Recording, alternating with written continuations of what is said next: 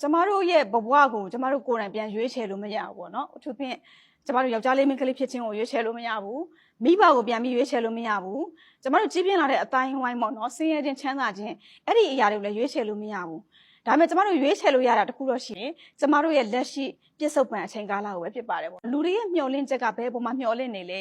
အောင်မြင်မှုပေါ်မှာလားငွေကြေးပေါ်မှာလားဒါမှမဟုတ်လို့ရှိရင်လူတွေရဲ့အမြင်မှာကောင်းတယ်ဆိုတဲ့အရာကိုရဖို့အတွက်လားကျမတို့မျှော်လင့်ခြင်းမှားသွားတဲ့အခါမှာကျမတို့ရဲ့